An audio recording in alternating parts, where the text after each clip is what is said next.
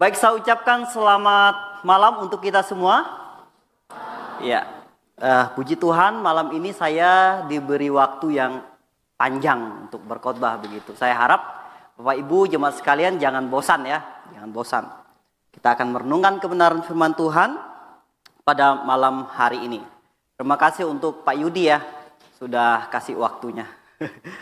Ya, langsung saja saya ingin mengajak kita untuk berdoa. Kita minta pimpinan Tuhan agar kita dapat mendengar kebenaran firman Tuhan, bahkan dapat mengaplikasikannya dalam hidup kita. Mari kita bersatu di dalam doa.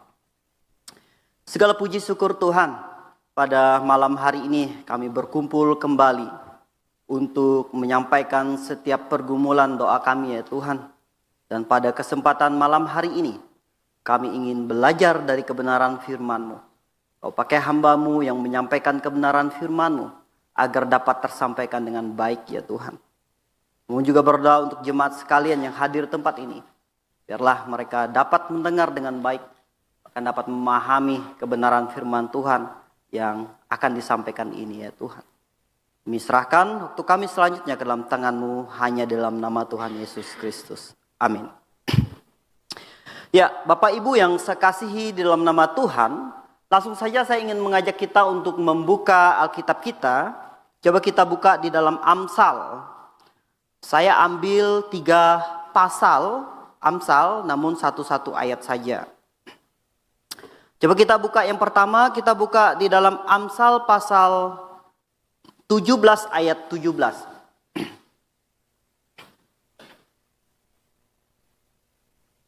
Amsal pasal 17 ayat yang ke-17. Kalau Bapak Ibu sudah mendapatkannya, kita membacanya secara bersama-sama. 1, 2, 3. Seorang sahabat menaruh kasih setiap waktu dan menjadi seorang saudara dalam kesukaran. Yang kedua dari Amsal pasal 27 ayat 6. Amsal pasal 27 ayat 6. Kalau sudah dapat, mari kita membacanya secara bersama-sama. 1, 2, 3. Seorang kawan memukul dengan maksud baik, tetapi seorang lawan mencium secara berlimpah-limpah. Yang ketiga, Amsal pasal 11 ayat yang ketiga.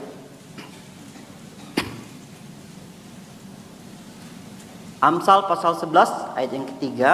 1, 2, 3. Orang yang jujur dipimpin oleh ketulusannya, tetapi pengkhianat dirusak oleh kecurangannya. Amin untuk kebenaran firman Tuhan. Ya, di sini saya ingin mengangkat sebuah tema untuk kita renungkan bersama-sama. Tentu ini sudah saya pernah khotbahkan, kalau tidak salah di Pemuda GBI Agrave begitu. Bahkan ini tema yang dipilih oleh mereka. Dan kebetulan pada malam hari ini saya ingin mengajak kita untuk merenungkan kembali, yaitu membangun hubungan yang dapat dipercaya. Temanya yaitu membangun hubungan yang dapat dipercaya. Sebelum kita bisa membangun hubungan yang dapat dipercaya, tentunya kita harus memiliki hubungan dengan Tuhan terlebih dahulu. Baik itu dalam hubungan keluarga, hubungan pekerjaan, pertemanan, bahkan hubungan dalam pasangan begitu. Sebelum kita memiliki hubungan itu sendiri, kita harus memiliki hubungan yang baik dengan Tuhan terlebih dahulu. Seorang tidak bisa berkata, oh saya sudah memiliki hubungan yang baik dengan saudara seiman saya, atau dengan orang lain begitu.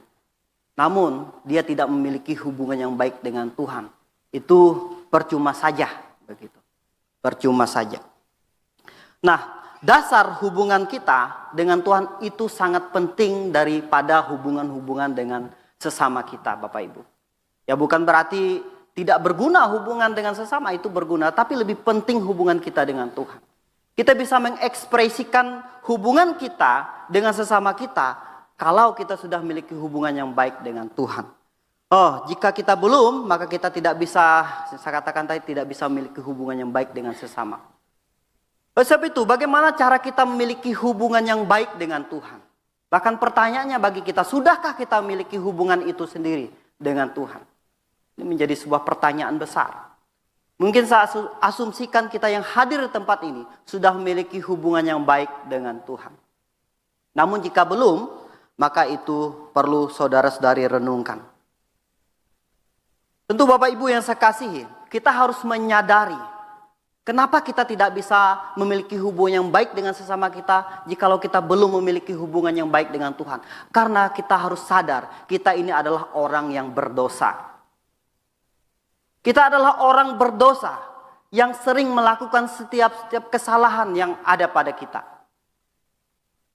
Kita tidak luput dari kesalahan Bapak Ibu dan teman sekalian, saudara. Kita tidak luput dari kesalahan. Maka kalau ada orang berkata, oh saya orangnya kudus suci tidak pernah melakukan kesalahan. Sejak dari kandungan ibumu kamu sudah berdosa. Kita harus sadar itu. Kita harus sadar itu. Saudaraku yang dikasihi Tuhan. Kita tahu bahwa setiap orang adalah orang yang berdosa. Perlu hubungan yang baik dengan Yesus Kristus. Yesus Kristus adalah salah satu penghubung antara kita dengan Allah Bapa.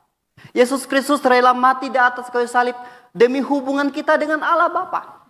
Sebelumnya kita adalah musuh Tuhan. Sebelumnya kita adalah pemberontak kepada Tuhan. Namun karena Yesus Kristuslah yang mati di atas kayu salib menanggung dan membuat hubungan kita baik dengan Tuhan. Nah, jadi kalau kita sudah mengaminkan Kristus dalam diri kita dan mengaplikasikan hidup kita, ketika kita sudah bertobat dan percaya, maka sebenarnya kita tidak lagi merasa terbebani oleh dosa. Tentu kita selalu buat dosa, begitu. Kalau Anda bisa tidak melakukan dosa dengan setiap gerak-gerik kita, perkataan kita, namun firman Tuhan mengingatkan kita kembali. Dari pikiran kita saja kita sudah berdosa. Memikirkan hal-hal yang tidak baik itu sudah berdosa. Oleh sebab itu kita perlu memiliki hubungan yang baik dengan Tuhan.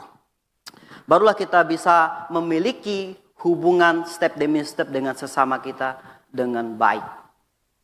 Nah, ini berbicara tentang hubungan. Ini luas sekali tentang hubungan. Di sini ada 3 poin utama agar kita dapat membangun hubungan yang dapat dipercaya.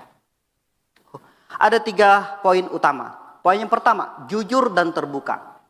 Jujur dan terbuka. Ini adalah kunci di mana setiap orang bisa hidup sebenarnya. Jujur dan terbuka. Kalau saya boleh cerita sedikit. Saya mulai dari kelas 1 SMP sampai selesai SMA. Itu ikut orang. Ikut orang sekolahnya. Kerja apa aja. Nah, jadi orang itu banyak hal untuk menguji kita. Mungkin teman-teman atau jemaat sekalian di tempat ini pernah hidup ikut orang. Nah, kalau saya dulu ikut orang, itu banyak hal. Kalau diceritain panjang sekali begitu. Ikut orang, cara cuci piring salah aja ditegur begitu. Cara pegang sapu pela aja salah itu ditegur Bapak Ibu. Itu ikut orang. Orang simpan makanan di meja kita nggak berani ambil ini. Meskipun dia udah tawar begitu. Nanti dikira ini rakus. Ya. Kita harus sopan ikut orang. Pertama harus jujur dan terbuka. Orang biasanya sengaja kasih uang di atas kulkas biasanya. 2.000, 3.000, 4.000, 10.000. Itu di zaman SMP itu paling berguna. Mie sedap satu bungkus itu harga 1.000. Siapa yang pernah di sini? Kalau sekarang udah 4.000 kalau tidak salah. Permen. Nah, dulu perlu bayar SPP dan lain sebagainya. Ini ikut orang. Harus jujur dan terbuka. Ini dalam hubungan sosial begitu. Jujur dan terbuka ini bisa dalam hubungan banyak hal. Dalam hubungan pekerjaan, kita harus jujur dan terbuka di sini. Dalam pekerjaan tadi, dalam hubungan pasangan dan lain sebagainya. Baik yang sudah bersuami istri, itu perlu jujur dan terbuka. Baik dalam hubungan pasangan, Itu harus jujur dan terbuka. Ini adalah kunci utama untuk kita bisa hidup sebenarnya. Coba kita buka dalam Kolose pasal 3, kita buka satu ayat. Kolose pasal 3 ayat 7 sampai 10. Kolose pasal 3 ayat 7 sampai 10.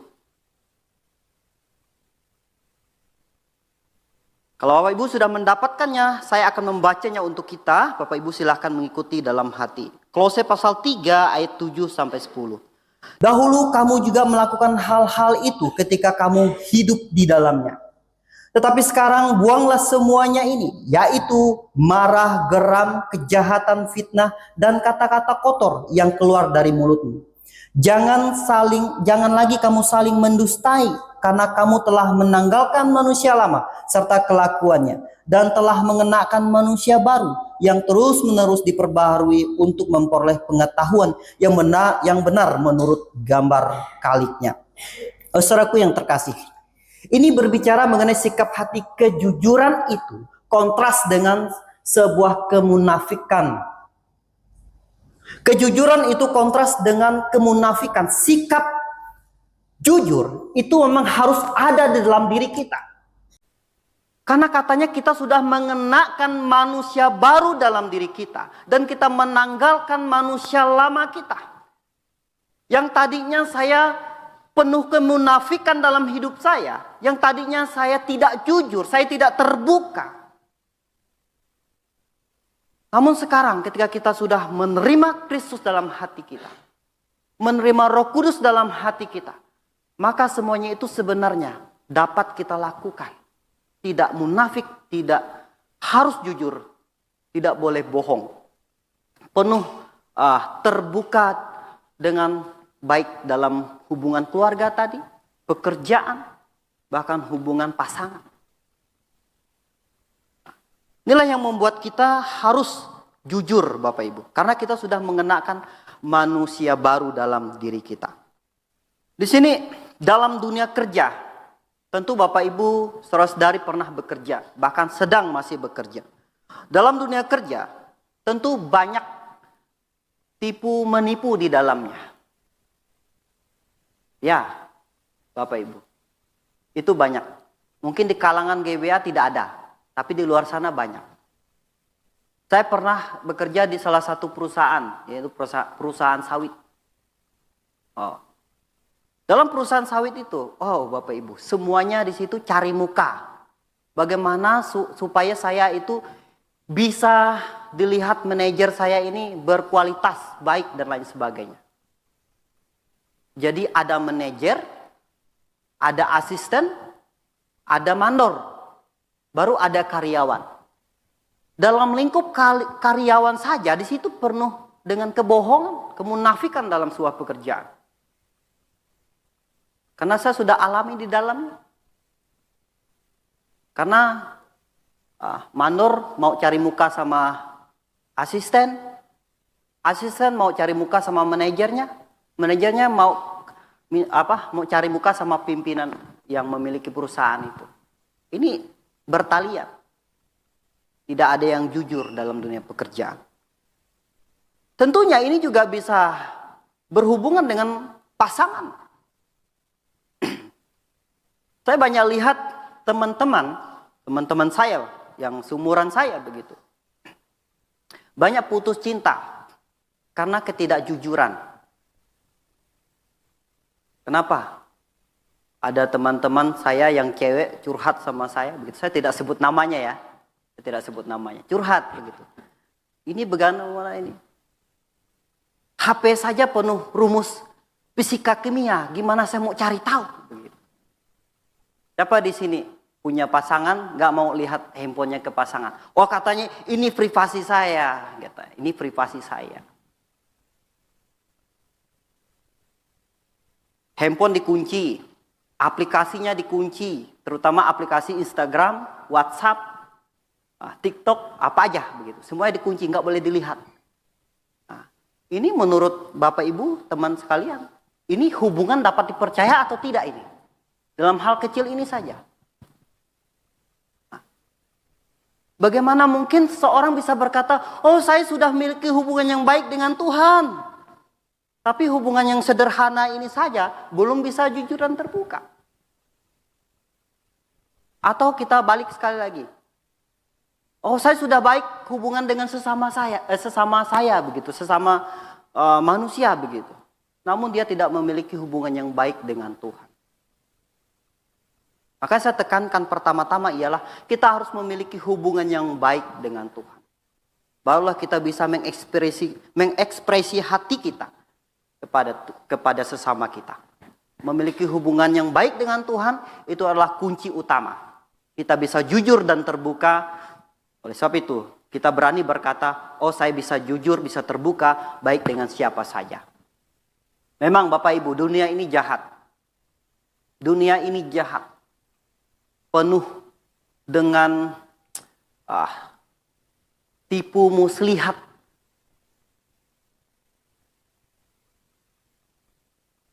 Teman bisa makan teman. Ya, ini sudah banyak terbukti. Dalam hubungan pasangan, ini teman saya baik ini. Saking lama curhatnya. Jadi keenakan. Bisa jadi lawan. Nah, dalam pekerjaan, saya ada cerita oleh satu teman. Dia bekerja ini. Ini di depannya baik sekali ini, baik. Oh, kamu gini. Di belakang dia omongin kita. Nah, hal seperti ini banyak sekali terjadi, Bapak Ibu sekalian.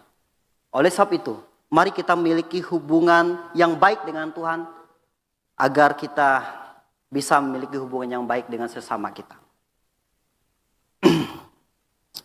Ya. Coba kita lihat lagi, kita mau masuk ke poin yang kedua. Kita lihat satu ayat di dalam Matius pasal 5 ayat 37.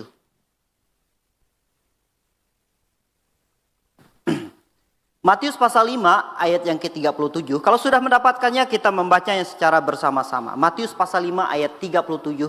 1, 2, 3. Jika ya, hendaklah kamu katakan ya. Jika tidak, hendaklah kamu katakan tidak. Apa yang lebih daripada itu berasal dari si jahat. Dalam Yakobus tadi kita sudah baca, yang sudah dibaca oleh pimpin pujian tadi. Nah, di sini adalah hati dan perkataan harus jujur dan konsisten. Poin yang kedua ini yaitu menunjukkan sikap hati yang konsisten. Agar kita memiliki hubungan yang dapat dipercaya, yang kedua harus memiliki sikap hati yang konsisten.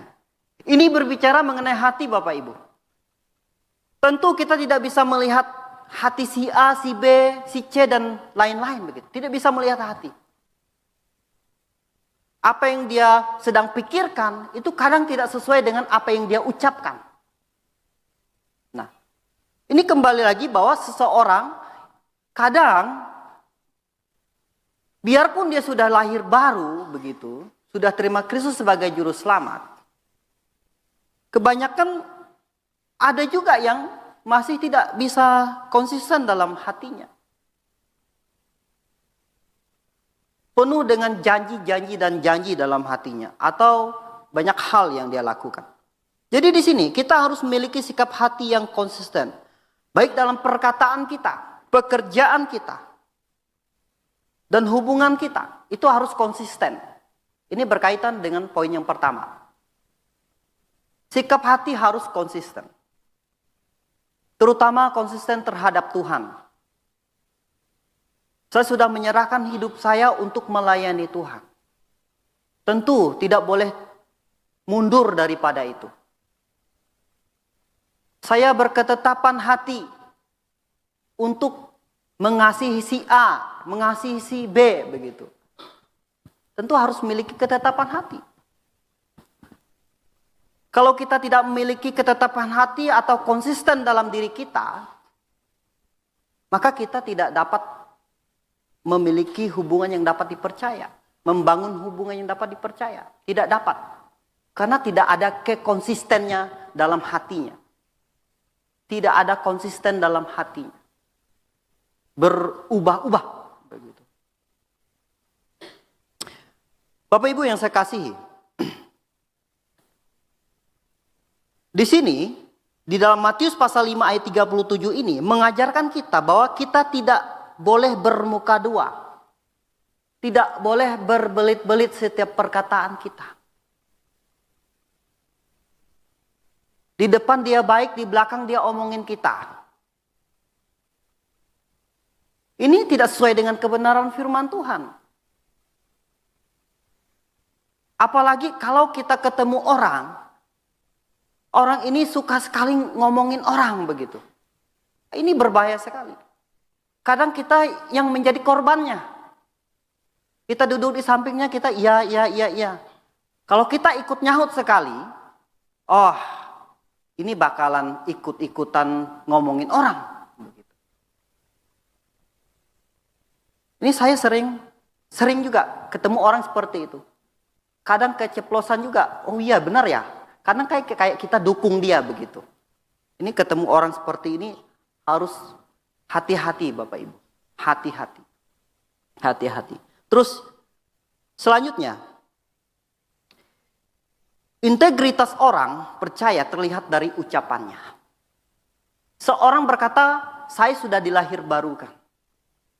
Tentu sekali lagi saya katakan kita tidak bisa melihat hati, tetapi kita bisa melihat dari setiap perkataannya. Setidak-tidaknya dari ucapannya itulah kita dapat menilai seseorang itu hatinya itu konsisten atau tidak.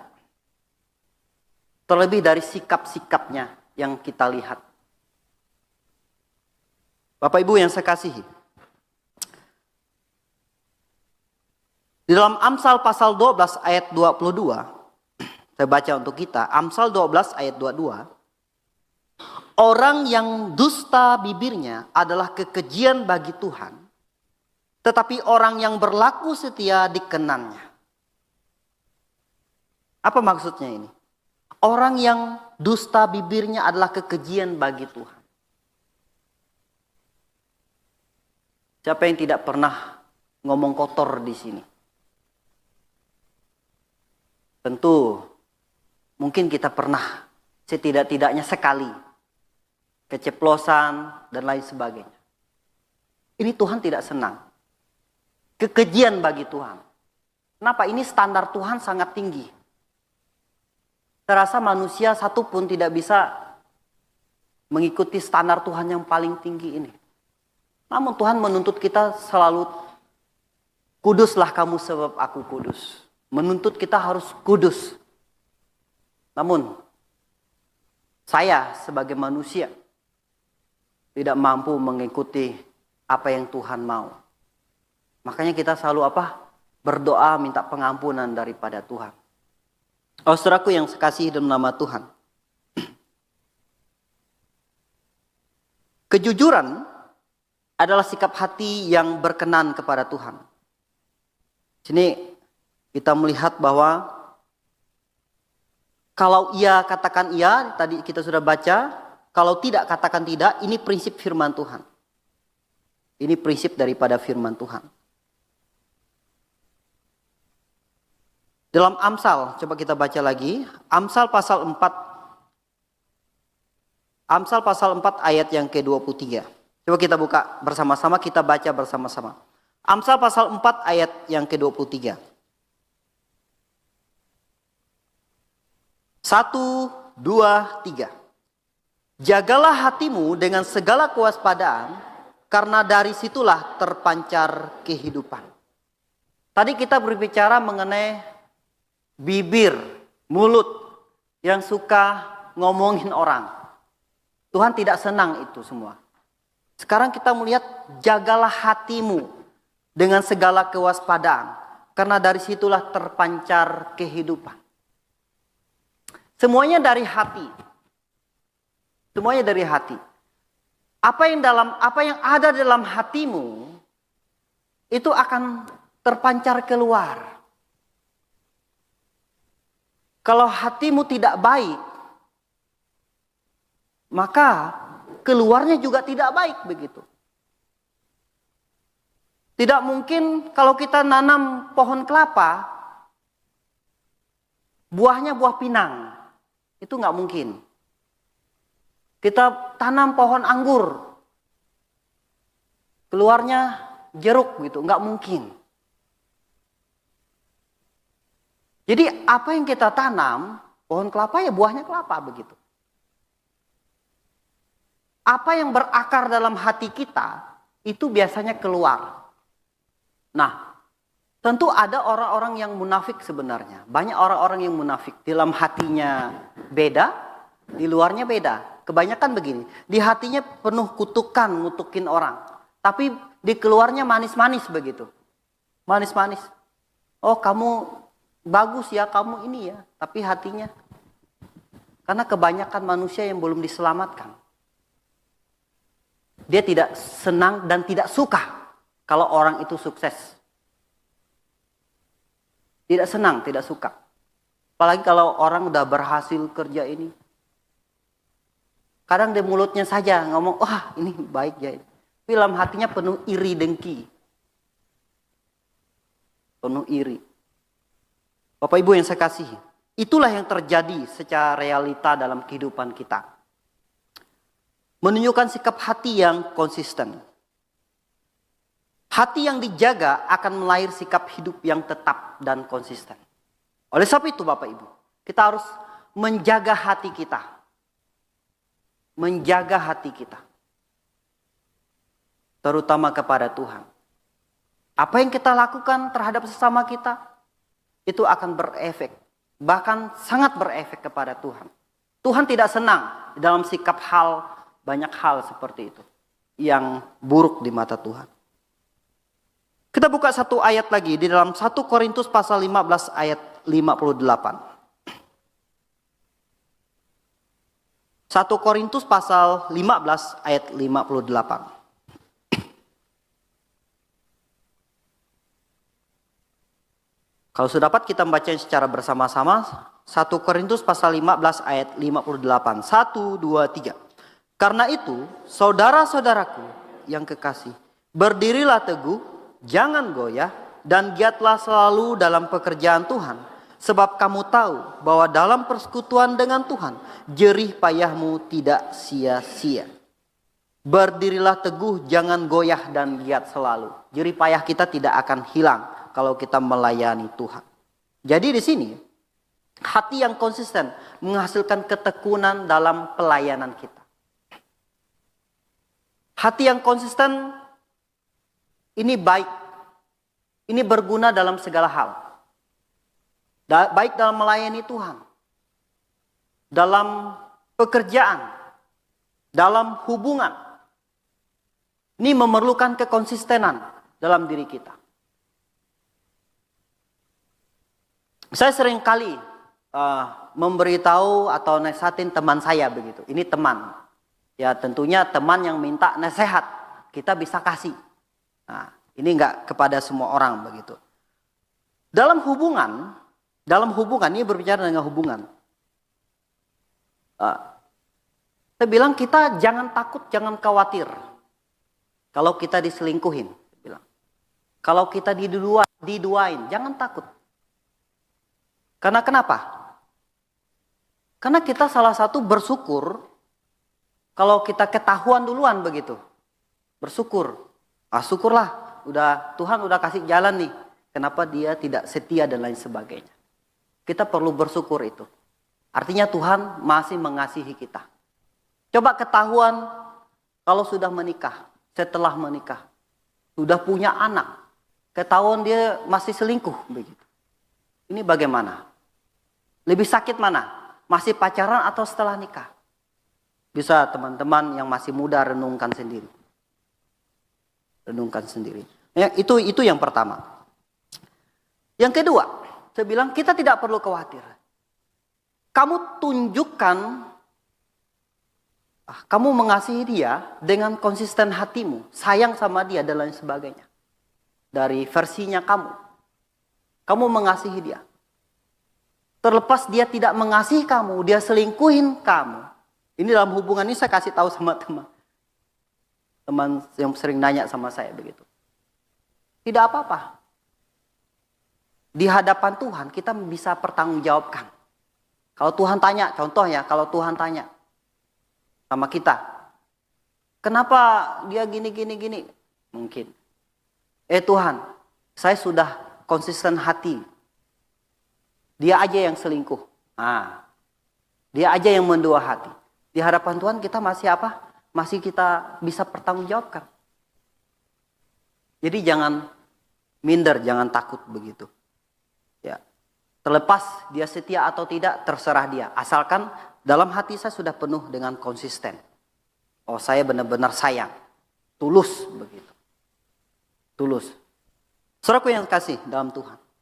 Kita juga tidak bisa membatasi apa maunya orang. Kita tidak bisa membatasi setiap perkataan orang. Orang mau ngomong A, B, dan C sampai Z sekalipun, kita tidak bisa membatasinya. Kita hanya bisa apa? Membatasi diri kita. Kita hanya bisa mengontrol diri kita. Oleh sebab itu, saya ingin katakan bahwa kita harus memiliki sikap hati yang konsisten dalam diri kita. Ini yang sangat penting. Selanjutnya, dari cerita Daniel, di sini Daniel menunjukkan bahwa hati yang konsisten adalah hati yang setia kepada Allah. Daniel sangat setia kepada Allah dalam segala keadaan baik, bahkan dalam kemakmurannya, bahkan ancaman dalam hidupnya. Daniel tetap konsisten.